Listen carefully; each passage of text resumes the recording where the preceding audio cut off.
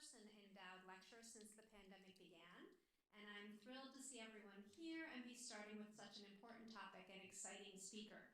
I know that we have a number of people who are going to be remote also for this, so this is one of our new future of our hybrid events, and I also imagine we'll have people wandering in slowly throughout this time period.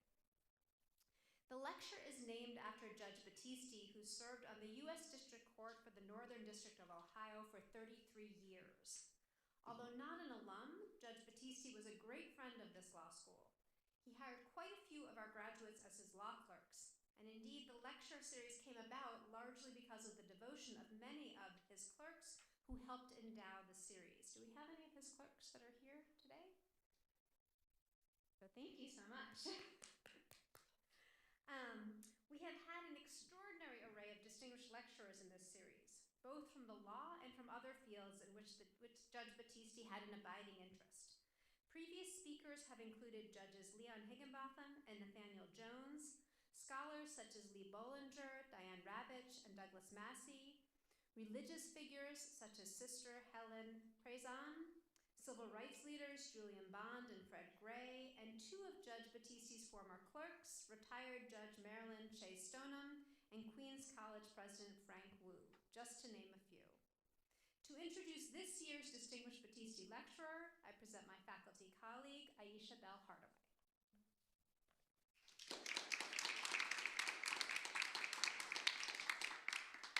Thanks everybody who is here. This is a good start, I think, for our first event during a new school year while the pandemic is still going. I'm resisting the urge to say it's over because we know that it isn't. Thank you, Dean Berg. As Dean Berg mentioned, today's speaker is going to continue the trend of what I would say are some very illustrious speakers in this series. Our Battisti lecturer this year is Professor Jamal Green of Columbia Law School. Professor Green is a constitutional law expert whose scholarship focuses on the structure of legal and constitutional argument. He teaches constitutional law, comparative constitutional law, the law of political process, First Amendment, and federal courts. Green is the author of the book, How Rights Went Wrong, Why Our Obsession with Rights is Tearing America Apart. I encourage you to read it. It is a page-turner. I am thoroughly enjoying it. He is also the author of numerous law review articles and has written in depth about the Supreme Court, constitutional rights adjudication, and the constitutional theory of originalism. During the 2018-2019 academic year, Green served as senior visiting scholar at the Knight First Amendment Institute at Columbia University, where he commissioned and oversaw new scholarly research relating to free speech and new communication platforms. He has been a visiting professor at Harvard Law School. He currently serves as co-chair of the Oversight Board, an independent body set up to review content moderation decisions on Facebook and Instagram. In 2019, he served as an aide to then Senator Kamala Harris from California during the Senate confirmation hearings of Justice Brett Kavanaugh. Professor Green is a sought-after media commentator on the Supreme Court and on constitutional law. His articles have appeared in the New York Times, Slate, New York Daily News, and the Los Angeles Times. It is my distinct pleasure to welcome Professor Jamal Green as this year's Frank J. Battisti Memorial Lecturer. Thank you.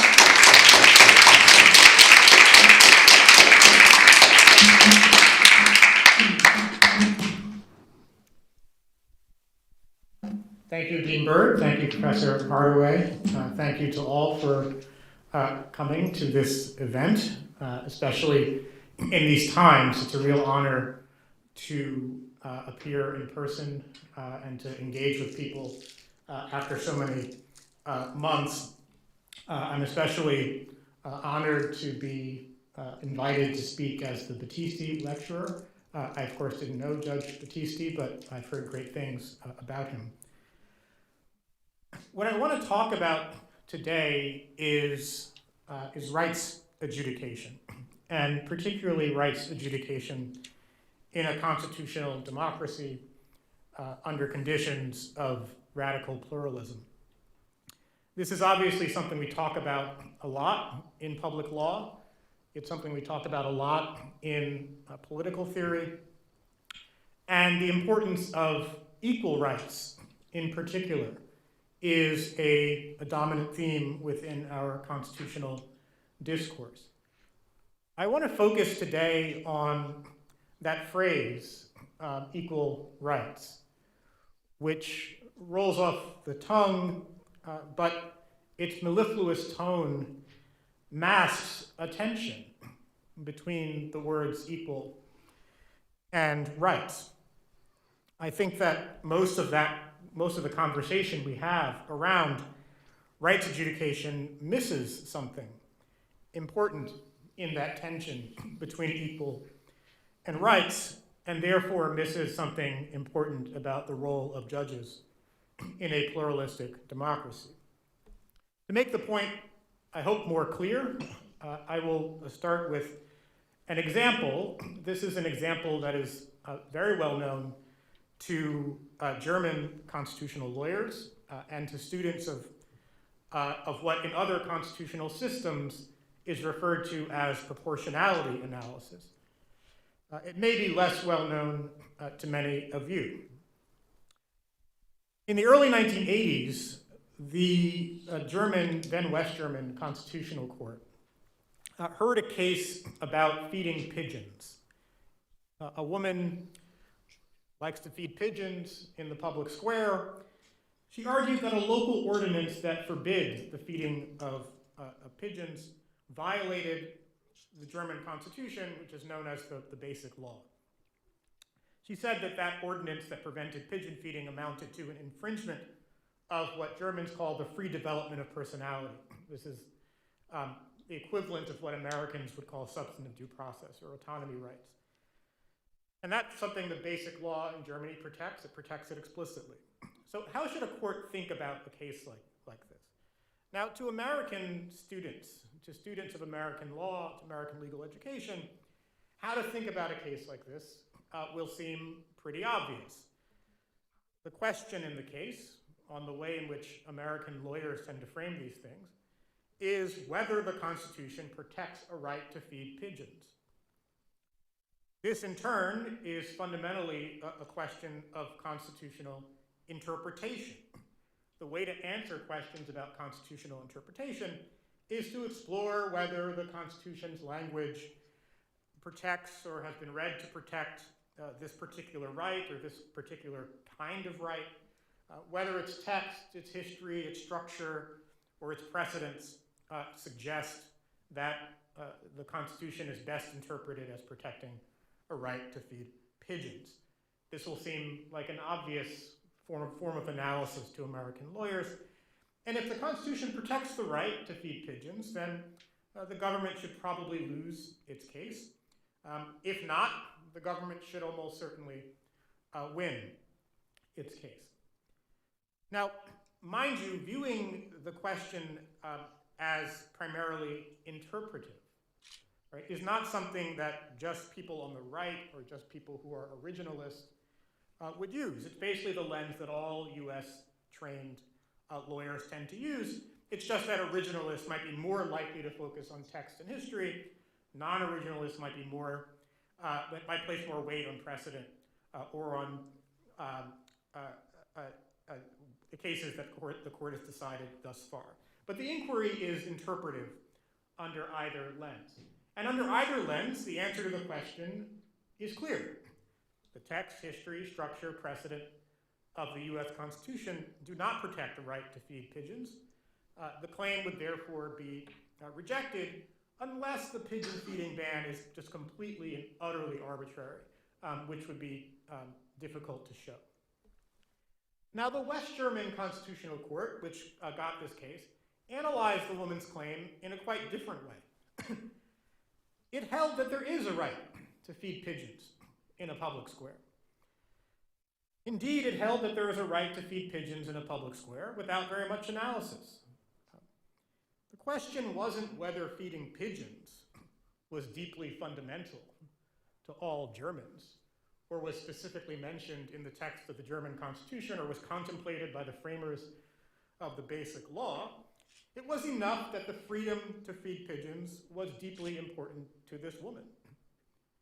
It was an activity that gave meaning to her life. It's an activity that gave value to her life. And that was worthy of respect. Of course, that could be true of a great many activities for a great range of people. But the fact that the set of actions that could implicate important rights was potentially broad was not a reason to reject the claim. What it meant instead was that the case had to turn not on an interpretive question of whether there is a right to feed pigeons, but must turn instead on the government's obligations in virtue of that right. If feeding pigeons is really important to some people, then regulating the activity must have some reason. There must be some substantial relationship between means and ends. It must not impair the right any more than it has to. Any regulation of feeding pigeons should not be grossly disproportionate to the nature of the problem the government is trying to address. Now, some of these considerations, some of you will recognize as the core of proportionality analysis, if you're attuned to the way in which that analysis is conducted in other jurisdictions. There are snippets of this in various tiers of scrutiny analysis under US constitutional law as well. In the pigeon feeding case, the city was able to satisfy these considerations, quite easily, in fact, on the basis of various risks of property damage, the spread of disease from feral pigeons. So no matter which way one analyzes the case, the pigeon feeder loses. So why does it matter? Why does it matter whether you look at this as an interpretive question or look at it as a question of what the government's obligations are in light of a very broadly understood set of constitutional rights? Why does one frame matter any more than the other? I want to suggest that it does matter, and that, moreover, the German frame, and it's not just the German frame, the one that's the outlier is the US frame, but the German frame, the one that's closer to proportionality analysis and further from the US approach, is a much better fit for modern constitutional democracy.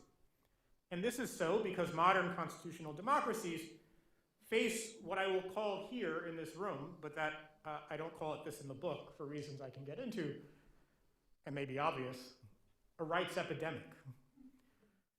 Referring to rights in these terms may sound bracing. Epidemics are usually thought of as a bad thing. Using that kind of terminology to talk about rights seems to pathologize them, to liken them to a contagion. And yet I find the frame useful for a number of reasons.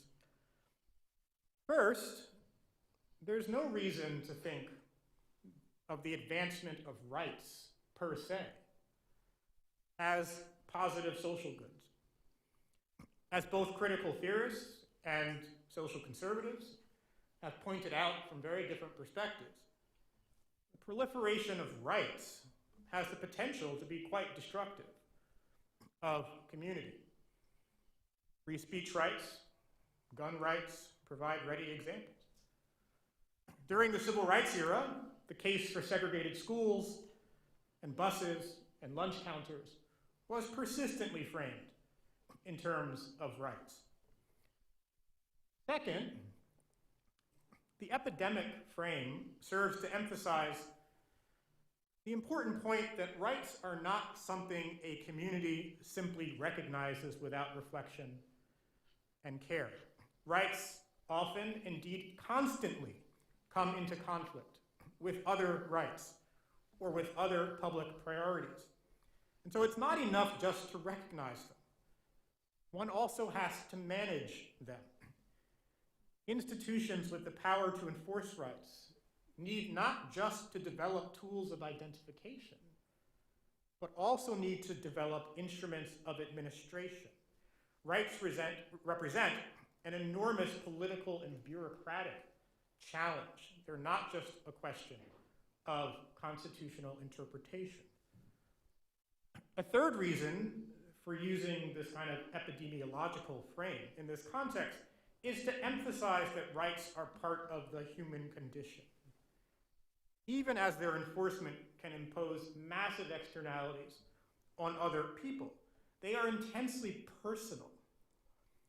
Rights do not come into conflict because some people are wrong about the rights that they have, and others are right about the rights that they have. They come into conflict because we are all different from one another, and yet must live together. Right? Rights conflicts are a byproduct of pluralism. The more different kinds of people you have living together, the more daunting the management challenge that rights proliferation represents. And so let's return to these two different ways of confronting the management challenge that I identified with, respectively, the German and the US courts. And I'm using these as ideal types. There's a lot of variation within these ideal types. Recall that the US approach to rights conflict, this is the first type, was to focus on whether the claimant has a right in some interpretive sense. That right can be uncovered by text, structure, history, precedent. The German approach, the second type, instead focuses primarily on whether the government limitation of that right is justified. Again, our pigeon feeder loses on either of these approaches. But I want to suggest that understanding rights as a management challenge helps us to see that how the pigeon feeder loses matters. So consider first, under the US model, whether the claimant wins or loses depends almost entirely on whether the adjudicator characterizes the claim in rights terms. So that characterization has enormous consequences. And remember, rights enforcement can, indeed almost inherently is, socially disruptive. So we can expect the adjudicator to be quite stingy in recognizing enforceable rights in the first place. We observe this stinginess in many aspects of US constitutional practice, and I'm going to mention just 3 examples here of once you recognize that there are enormous stakes to identifying a right in the first place. That makes you much more parsimonious in identifying those rights. So first, think about social and economic rights. US courts are highly dismissive, in general, of social and economic rights, many of which have very substantial positive dimensions. One of the leading cases that many of you will be aware of, San Antonio Independent School District versus Rodriguez, where the Supreme Court rejects a constitutional challenge to enormous disparities in the funding of public schools in San Antonio because local property tax receipts were a major source of revenue for those schools.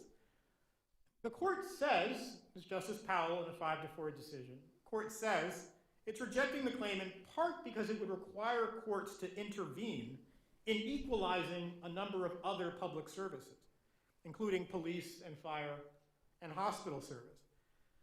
None of this was before the court, right? This court case was about public education, but the court said, well, slippery slope. The court also rejected a claimed right to education as a fundamental right on the ground that it would call into question, well, why is there no right to food or shelter or clothing? In other words, the court cast about for the appropriate category into which it had to place the right. If the downstream implications of recognizing that category seemed too severe or seemed intolerable, it must be that there was no such right. Right? If right to education means right to food, and obviously there's no right to food, come now, then there must not be a right to education. Second example of stinginess, so-called disparate impact discrimination. What many others around the world call indirect discrimination. Now, disparate impact discrimination, this is discrimination that's not specifically intended, as when a policy has a more severe impact on a particular sex or a particular racial group, not recognized constitutionally in the United States, either in the race context or in the sex discrimination context, or in the religious discrimination context, at least not yet. And I'm aware of no other constitutional system in the world, there may be others, but I'm not aware of them, that categorically refuse to recognize indirect discrimination as a constitutional claim. In the leading race case, and anyone who's taken US constitutional law knows this case, civil service exam administered to people who want to become Washington, D.C. police officers, court says that recognizing disparate impact claims would call into question too many laws, including tax laws, welfare laws, criminal laws. In the leading case, rejecting a kind of version of disparate impact in the religious discrimination context, Employment Division versus Smith, Justice Scalia memorably says that recognizing those kinds of claims would, quote, court anarchy. It would, and now I'm quoting Justice Scalia, it would, quote, open the prospect of constitutionally required religious exemptions from civic obligations of almost every conceivable kind, ranging from compulsory military service to the payment of taxes, to health and safety regulations such as manslaughter and child neglect laws, compulsory vaccination laws, sound familiar, drug laws, traffic laws, social welfare legislation such as minimum wage laws, child labor laws, animal cruelty laws, environmental protection laws, laws providing for equality of opportunity for the races. All of those laws, he suggested, would need to be reconsidered, potentially invalidated, if the court recognized even a single disparate impact claim in the religious freedom context. Needless to say, none of those laws was actually before the court in the case. The third example, this is a little bit less linear, but third example, recent case refusing to find partisan gerrymanders justiciable. In the gerrymanders at issue, the politicians admitted on the record that reducing the number of seats of the opposing party was the main purpose behind the drawing of the district lines that they drew. Again, to turn comparative a little bit, I'm aware of no country in which drawing district lines to favor one's own political party is considered to be legally acceptable behavior. It happens, to be sure, but it's illegal. And yet the court refused to see any enforceable problem with this practice, not because it found the practice consistent with democracy. In fact, Chief Justice Roberts explicitly said the opposite of that. But because the court could not figure out, or said it could not figure out, how to devise a rule of which gerrymanders were acceptable and which gerrymanders were not acceptable. In each of these cases, the social economic rights cases, the disparate impact cases, the gerrymandering cases, claims that might have been compelling on their own terms, students' equal education rights, the DC police officers' rights, the gerrymandering victim, were ignored because the court was uncomfortable with the other kinds of claims that might fit into the same category. And importantly, the bounds of those categories were not set by whether it would be just or fair to recognize the claims that fell within those categories. A right to food, a right against political gerrymanders, hardly seems unjust. Rather, the claim was that because of the interpretive challenge, text, history, structure, precedent, or the self-understood institutional limits of judges, these categories of rights were just off limits. This mode of reasoning separates the question of justice, including the constitutional justice that rights are meant to promote, from the question of conflict resolution. The hate speaker, the gun toter, the person who doesn't want to join a union, the corporate electioneer, the commercial marketer, they're in. They've got constitutional rights claims. Not because their claim is more just, but because they can fit their claims into some interpretive category. The suffering school child, the religious minority, the gerrymandered voter, they're out because they can't fit their claim into the right interpretive category. what ends up being foregrounded is a dry interpretive question, the kind of thing we teach in places like this. Not the actual stakes of the conflict in human terms, not what is the actual behavior of the government, what interests is it pursuing, what burdens are being placed on those its actions affect, and so forth.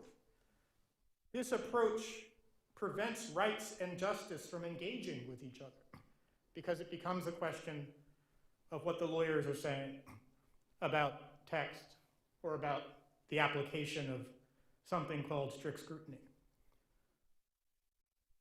Why else might it matter which model of rights adjudication or rights management a jurisdiction pursues?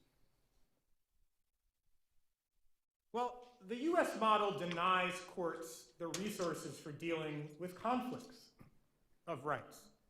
It is highly unusual. In fact, I can think of almost no examples for a majority of the US Supreme Court to acknowledge the presence of multiple and competing rights within a single case. If rights are presumptively absolute, as they are on this model, then it's awkward to acknowledge the presence of a rights conflict. Right? One needs a way to work out that conflict, and US courts haven't devoted any real energy to doing so. This was, I believe, part of the reason the Supreme Court in Roe versus Wade pointedly held that a fetus did not have constitutional rights, could not be recognized as a constitutional person. In fact, Justice Blackmun says in Roe that the case is an easy one. Otherwise, meaning it's an easy case, has to go the other way if fetal personhood is recognized. As if there's no way for a rights claim to be recognized and nonetheless lose the case because of the presence of other rights that are also important. In fact, the first German abortion decision, almost contemporaneous with Roe, says otherwise. There, the court had to rule on the constitutionality of an abortion liberalization law rather than an abortion ban. The court strikes down the law on the ground that the government had not sufficiently satisfied its constitutional obligation to recognize both the value of fetal life and the autonomy interests of pregnant women. Now, there's a whole chapter in the book, How Rights Went Wrong, on abortion rights. It's a very complex subject, obviously. But without getting too far into that complexity, I'll simply say that the court's nudging, the West German constitutional court's nudging, helped abortion politics in Germany towards considerably more political consensus than seems possible in the United States. And that remains the case today. Failing to recognize rights conflict forces the court into just the posture that one sees in Roe, of a court feeling the need to declare, in the face of multiple good faith assertions of rights, that one side has a right and the other side does not, that one side is the subject of constitutional concern and the other side is not. This is quite a momentous thing for a court to say. If it fails to live up to the momentousness of that kind of judgment, if the court is making that determination on the basis of dry recitations of history or precedent, rather than on the basis of the actual behavior and motives of the government and the scope and magnitude of the burdens it is imposing on people, that's a problem. Which brings me to a third, and I think underappreciated consequence of the US rights approach that I've identified. It seems almost calculated to exacerbate political polarization. Rights conflict becomes an existential conflict in which one side will win the favor of the Constitution and the other side will not. Forces litigants and their lawyers to align their opponents with extreme positions in order to show that the category that their opponent fits into is an intolerable one. The Masterpiece Cake Shop case provides a ready example. Some of you are no doubt familiar with this case.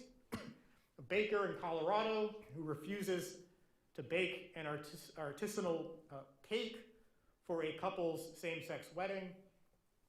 The couple claims that this violates the state's anti-discrimination laws in Colorado.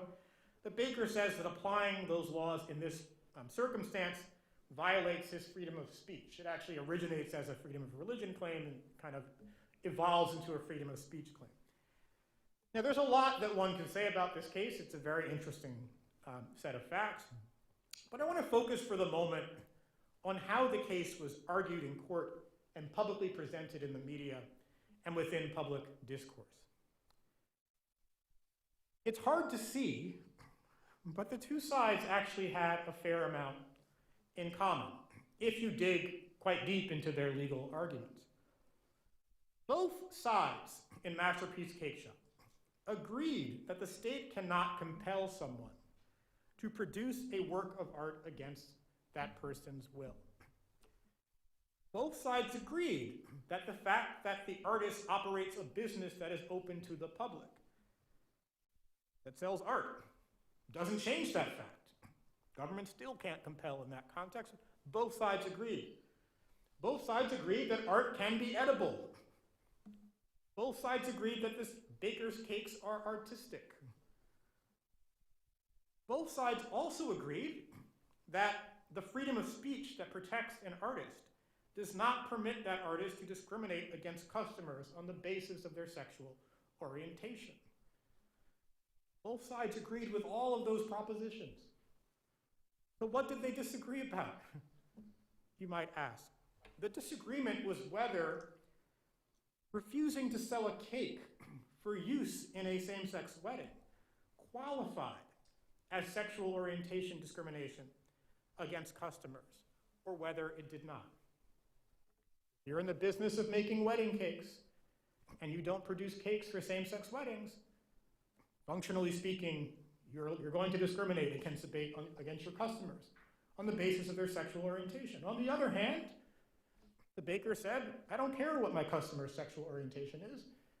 In fact, I don't even care that they're saying that they want to produce a cake that promotes same-sex marriage. If they wanted to produce a cake that disparaged same-sex marriage, I wouldn't produce that cake either.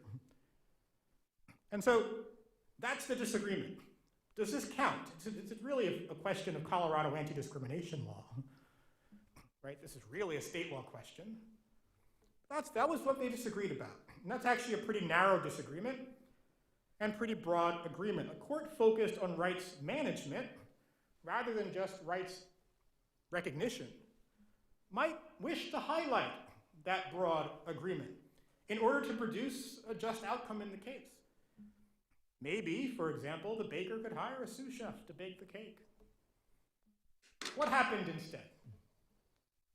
Instead, the knives came out.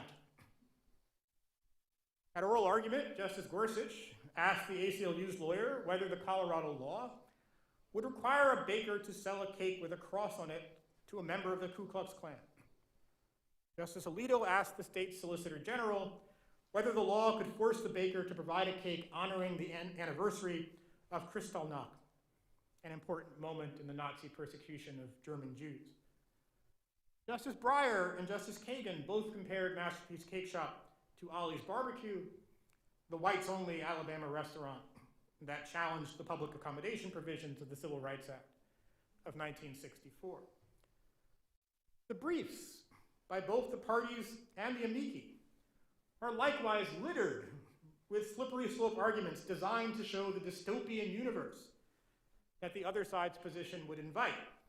One brief said that for the couple, the same-sex couple, to win would violate the 13th Amendment's ban on involuntary servitude, that the government could compel attendance at religious rituals if the couple were to win this case. They could disbar Christian lawyers. They could strip Christian doctors of their medical licenses. One brief said that a win for the couple meant the government could force Jehovah's Witness children to salute the flag, could force Virginia Baptists to pay to support mainstream Christian teaching. The couple's position was likened to the Spanish Inquisition, forcing Christians to bow before Roman gods, forcing Jews to submit to the golden statue of Nebuchadnezzar, was compared to the beheading of Sir Thomas More. According to the briefs on the other side, they were a little bit more tempered, but a win for the baker would justify anti-miscegenation laws, school segregation, would allow landlords to refuse to rent to interracial couples, employers could refuse to hire women, pay them less than men, a racist baker could refuse to sell happy birthday cakes to African-American customers, a tailor could refuse to sell a gay man a custom suit for a charity gala, a family portrait studio could have a no Mexicans policy, a hair salon could turn away a lesbian woman who wants a new hairstyle, and so on and so forth. Again, none of these cases were, of course, before the court. Whether you think the baker or the couple should win in Masterpiece Cake Shop, the idea that a case that has substantial agreement between the parties should be adjudicated on the basis of hypotheticals about Nazis and segregationists paints those who disagree with us as our enemies. Right? This is exactly what the existential rights frame of the US model encourages. Some of you might recognize analogous parades of horribles in the discourse around mask and vaccination requirements. If you don't, I would refer you to the head of the Chicago Police Union and how he responded to the requirement that Chicago police officers get vaccinated. There's another point to be made about Masterpiece Cake Shop. The case was also about conflicts of rights.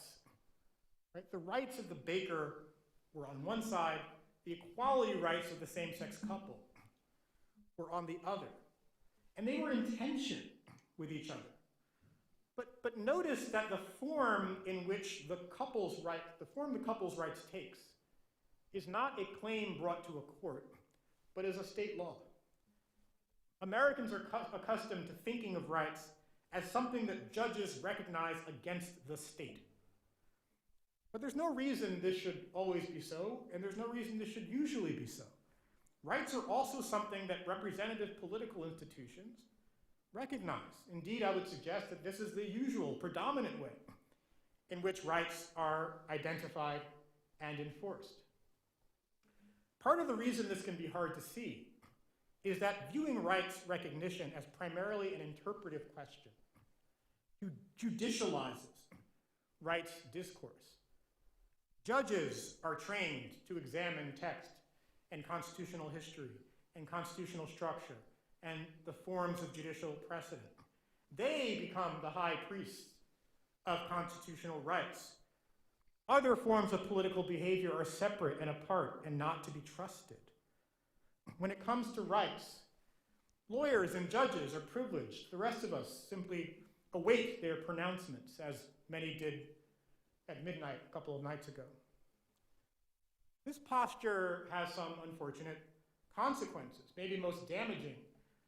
The reconciliation of competing claims of right is the sort of project we should want well-functioning legislatures and political institutions to engage in. Right? This kind of negotiation relies on the sensitive political judgments, relies on the qualitative distinctions that we rightly think should not be made in the first instance by judges. When courts are the ones who determine questions of constitutional rights, on the basis of criteria that political actors can actually access, can actually form judgments about. Government means and ends. What burdens are there on individuals? What alternatives might there be available? It encourages all of us to be part of the conversation about rights. It forces politicians to think about the stakes on all sides of laws that implicate our rights. Moreover, and I'm not an originalist, and so there's some irony in my emphasizing this, right? But what I'm advocating is, in fact, how the Constitution's framers drew it up. The US Bill of Rights, which has become a symbol of US rights absolutism protected by judges, is much better understood as committed to reliance on political and social institutions to identify and protect rights. And I could say much more about this if people are interested, but the Bill of Rights is about protecting particular kinds of institutions, juries in particular, but also state legislatures, also churches, also the militia, and protecting them against interference from, among other things, federal judges. But the key point is that the US approach that I'm criticizing is not some kind of inheritance from the framers.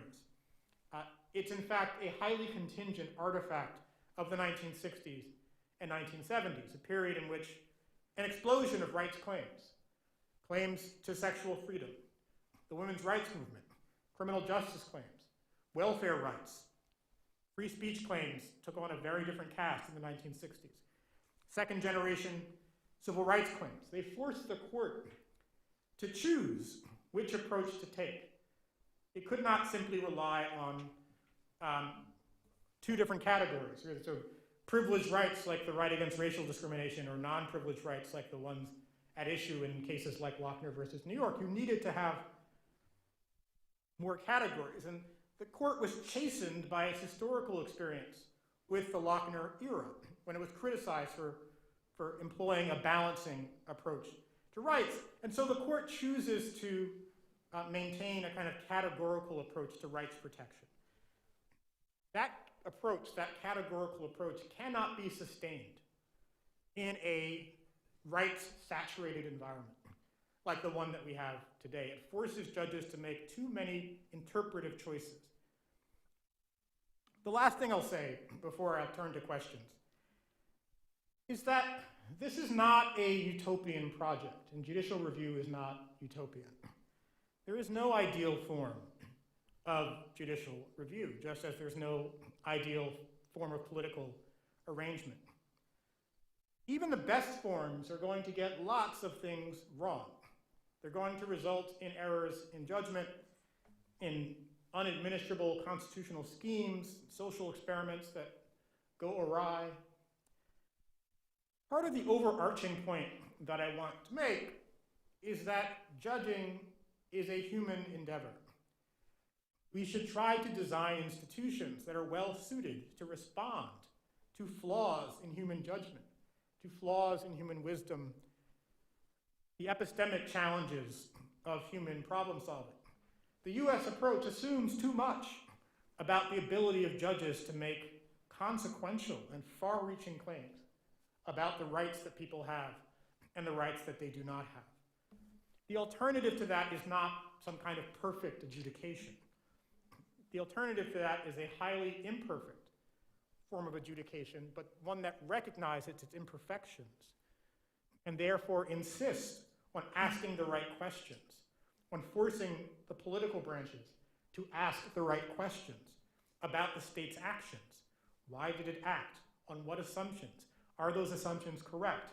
Do they justify the burdens placed on people affected by those assumptions, instead of asking questions that only the high priests in the judiciary have access to? Questions of text and history and some doctrinal test or other. I'll stop there. And I'll invite people to ask questions. I'm told there is a microphone that can circulate and that you should wait for before you ask anything. But I invite you all to engage.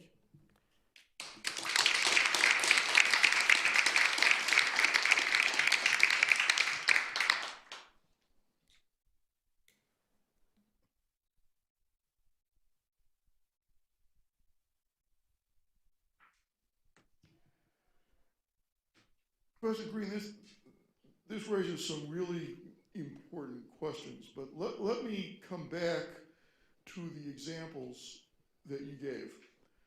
What should the Supreme Court have done in Rodriguez, in Washington against Davis, in Employment Division against Smith, and in Masterpiece Cake Shop to promote the kinds of arrangements that you think we should be aspiring to? Great, so what's the answer? is another way of putting the question. And these are, with the exception of Masterpiece Cake Shop, which I'll say something about in a moment, the other cases are cases where a certain kind of constitutional claim is simply rejected wholesale, right? So there are, and the other three cases, Employment Division versus Smith, and I might add McCleskey versus Kemp, and Washington versus Davis, and those are cases in which the court says, because we don't have a strategy of claim management, we're going to reject a whole category of cases wholesale, right? So in those kinds of cases, the thing to do is to not reject the claim wholesale. Now, how do you not reject the claim wholesale? Well, you ask questions about the state's behavior instead of interpretive questions about the right that's at issue. So why did you observe that there's a large disparity, racial disparity in who's passing civil service exams, just as you would have asked if it had been a Title VII case instead of an equal protection case. Well, what's the magnitude of that disparity? What's the reason for it? Is that reason one that we can rely upon? Are there alternatives available that would achieve the state's objectives in the same way? And over time, in a common law system, you develop, as you have under other disparate impact regimes, you develop a set of common law standards for managing these kinds of claims. You do the same thing in the religion context. In fact, we had already done so in the religion context under the Sherbert versus Werner regime. That regime may have lots of questions, lots of problems with it, right, as any regime does, right? But to say that the alternative to that is that you just never have a claim is destructive in the ways that I suggest. Now, Masterpiece Cake Shop, I think, is a little bit different because that's more of a more obvious conflict of rights. And there, one of the things that I think it's important for me to emphasize is that everything I've said in this book, in the talk I just gave, is not to say that there is some particular outcome that the court has missed, right? Not to say, oh, I didn't like this set of cases. If they had done it my way, they get to another set of outcomes that are much better. It's much more about the way in which people reason about cases, the way in which they communicate to the litigants, the way in which they communicate to others, the kinds of incentives that they give for people to litigate in the first place. So how much of a win are you going to get out of a court if you don't think you're going to get a total victory that changes the way you approach the problem, changes your incentive to litigate in the first place? So in a case like Masterpiece Cake Shop, I offered just now, and I mentioned in the book, the possibility that you could arrive at an outcome where the baker has to delegate or gets to delegate to someone else to bake the cake. Now that's not satisfying to either side to some degree, right? The couple's not getting exactly the same product as they would get if the baker did it, and the baker has to provide a cake ultimately and has to be responsible for doing that. So how do you get there? Well, the role of courts in the world that I'm contemplating sets the outer bounds for political negotiation, right? So a court could say, well, the cake, you got to provide a cake. That's what the anti-discrimination law says. And I say could say because I think that different people will arrive at different judgments about where those bounds are, right? All we can ask of judges is to be transparent, not to get the right answer because there is no right answer, right? You got to bake the cake. So baker goes back and says, okay, I'm going to hire someone to bake the cake because I don't want to bake the cake. Well, does the couple sue? I don't know. If they don't, problem solved. If they do, well, let's talk about, what kind of burdens are associated with having someone else bake the cake. Maybe someone with a particular ideological perspective might say that's not enough. Someone with a different ideological perspective might say it's fine. But the point is that you don't just decide one person has a right and one person doesn't. You've got to talk through the facts of the case and recognize the ways in which, going back to the talk, the facts of Masterpiece Cake Shop are, whatever you think of the outcome in the case, are not the same as Ollie's Barbecue, and they are not the same as someone getting trying to honor, glorify Nazis with their cake, right? They're different cases, and courts are designed to reach those kinds of judgments. So I can't prejudge what the judgment would be, but the point is to encourage that conversation rather than this kind of case being decided on the basis of legal abstraction. Hi, thank you. Such an interesting talk. I am wondering if you could say a little bit about how courts in these proportionality regimes, or something like that, whatever framework you sort of favor, but that some of the, say, the German courts, when they are dealing with these questions, how do they deal with sort of fact finding or legislative facts in particular, and deference or non-deference to those facts? Because in some constitutional cases we do look at the state's interest, right, claimed interest, what the state thinks it's doing, and weigh that against the plaintiff's claims. And this is I think a particularly thorny problem in those kinds of cases, is how much do we sort of take the government at its word about what its interests are, and how it needs to advance them? Yeah, so really, you've identified a very serious challenge, and one that maybe this is a dodge, right? But I'll say that that challenge exists regardless of whether one relies on proportionality, and because we pretend, or kind of implicitly pretend, that courts are not supposed to adjudicate social facts or legislative facts, we don't have an infrastructure for dealing with it. So you have parties presenting their view of party presentation being the norm in American law, parties presenting their view of the facts. A lot of some social facts are subject to expert opinion, others not really. You get amici weighing in without any confrontation from anyone else. You have judges looking on the internet and just putting untested facts into opinions. Now, you ask, so all courts have a problem here, because it goes down to the basic problem of the fact that courts who are engaged in public lawmaking need tools to be able to do that. Now, we can just deny that they are engaged in public lawmaking, but that's not true, right? They issue decisions that are good against all people, are perspective, and have precedential value, right? That's called a law. Right? That's what courts do. And so, you need information to make laws well. Now, that's what the German court does. The German court is a much more inquisitorial court, so it doesn't rely solely on party presentation. It doesn't have an hour of oral arguments. Often oral arguments, like in the US in the 19th century, go for days rather than hours. They subpoena information, right? So there are ways of getting better at this, but this is a challenge for all courts.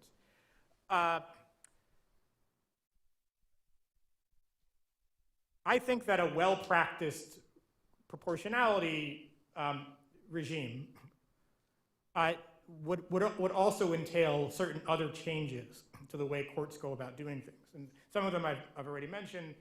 Maybe you create a judicial research service, so you're not just relying on individual clerks. You can actually have an agency that helps you arrive at information. You can develop doctrines of deference, right? So you say, if there's certain things we don't know, we defer, we don't defer, depending on who has the burden of persuasion, right? You can develop responses, but it's a challenge. But again, I think it's a challenge in how to be transparent when you engage in certain forms of judicial review. It's a challenge that's inherent if you have courts that are doing public law adjudication. You just can't avoid it. Hi, I'm really looking forward to reading your book. I have a question that looks at this through the lens of First Amendment. So I teach a course called Holocaust and the Law, and we read the judicial German opinion that balance the right of Holocaust victims' right to be free of denial, facing deniers of the Holocaust, against the rights of free speech given to people who want to deny the Holocaust. And at the end of the day, the court upholds statutes that allow for Holocaust, that prohibit Holocaust denial. So it's both prohibited and it's a crime to deny the Holocaust. And the opinion is exactly like what you're talking about, the proportionality of balancing the rights of Holocaust victims and their families versus the free speech rights of the speakers. So I guess my question is, how would that look different in the US system? The thing that strikes me is, out of the gate, because of the First Amendment, the free speech gets a leg up initially, and maybe the result is different because of that. But would a court still not be weighing in a proportional sense, the rights of the Holocaust victims and their families versus the people who want to publicly deny that the Holocaust happened? So there's a few ways of responding to this. So I think there'd be a different outcome in the U.S. That's first of all.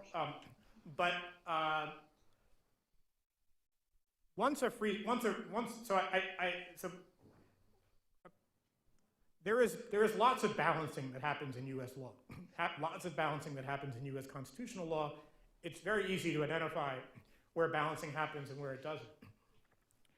There is nonetheless a different frame, which is to say there's an idea that balancing is an exceptional thing that you do after you recognize that there's a right. And that frame leads to certain kinds of decisional approaches. The San Antonio versus Rodriguez, the Washington versus Davis, disparate impact cases, the employment division versus Smith.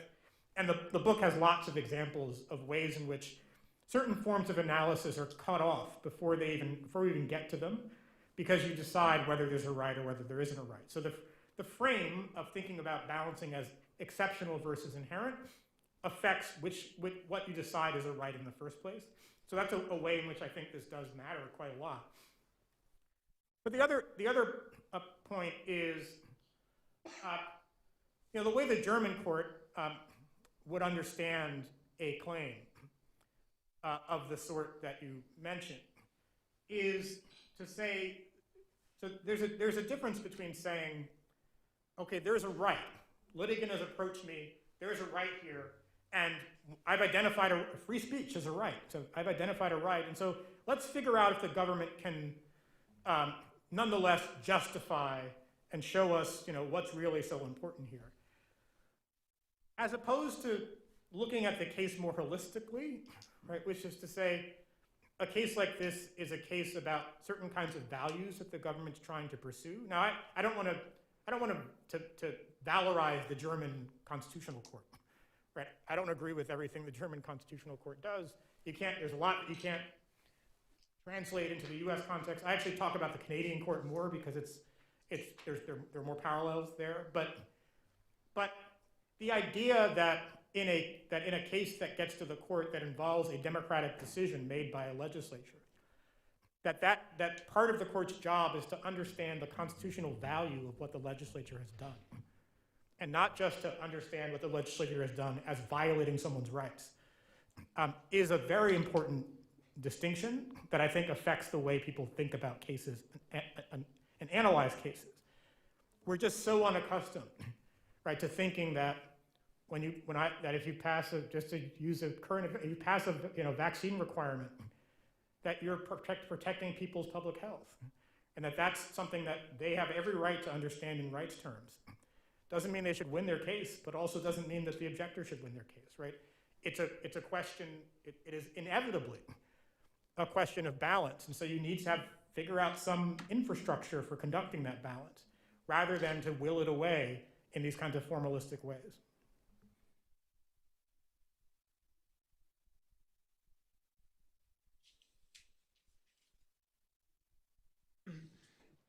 Do you think that what courts do is analytically, intrinsically different than what legislatures do? And I ask that in the sense that, and maybe this is very conventional, but we think of rights, especially in the constitutional context, as the limitation on majoritarian legislative action, right? And courts treat rights as the boundaries of what democratic process otherwise permits and promotes, presumably. But courts aren't just super legislatures that reevaluate the same set of questions, I think, yes? Well, they don't understand themselves in those terms, for sure. And I think this depends on what kinds of constitutional questions we're talking about, and may depend on what kind of constitution one has, right? So you can imagine a constitution that simply said, we're going to figure out, as a matter of constitutional design, what rights people have and what rights people don't have, right? So we're going to list all the rights. If you want a right and it's not there, try to amend the Constitution, try to add it. You just get a long list. You look at, there are constitutions that are much closer to this, right? The U.S. has the second shortest constitution in the world, and it doesn't look like this. most of the things we argue about are 14th Amendment. What does equal protection mean? What does due process mean? What does it mean to abridge the freedom of speech? We say things like the First Amendment are clear and absolute, but they're not. It's not, right? It doesn't just apply to Congress, right? It's not no law either. And so the reality in which we find ourselves is we've got a Constitution that has a bunch of fairly nondescript, vague values. And so the question becomes, what do you do with those values? And the proposition that what you do with those values is concretize them through some interpretive act by a court is itself a choice that one makes. There are other choices that one could make, and in fact, nearly every other constitutional system in the world makes this other choice, which is to say that what you do is you have to confront the fact that these are basically principles that have to be optimized because they're going to conflict with other principles that we also think are important. And so we need to figure out some kind of doctrinal infrastructure for optimizing those principles. That's what proportionality analysis is trying to do. Now, is that different from what politicians do? Yes, most politicians don't say, I'm going to apply proportionality analysis, but it is continuous. And I guess that's the word I would use. It's continuous with what politicians do, in that the kinds of questions that are asked are questions that politicians have some access to. Right? So if the question is, what are the relative burdens here? That's something we can talk about in the legislature. And we can talk about that in the way that ordinary human beings engaged in a practice of moral reflection can talk about. If the question is, well, what did George Tucker think? Or what was in the Federalist? Or how should we think about this comma here? Those are questions for lawyers, as if the Constitution has the prolixity of a legal code, to coin a phrase, that has to be interpreted by lawyers. Right? That's not public law, right? So it's to say, no, courts and judges and legislatures are not the same. The further you get from public law, the less the same they are, I think, because public law involves value judgments that are made by the people's representatives, their constitutional representatives. Right? So there are competing judgments with what the courts say about what our rights are. Right? The supposition, the idea that political actors pass laws, we don't really trust them, and so therefore you have rights, is a very post-1960s way of thinking about constitutional rights. Not to say that it's wrong, but I think it has lots of pathologies associated with it that I try to identify in the book.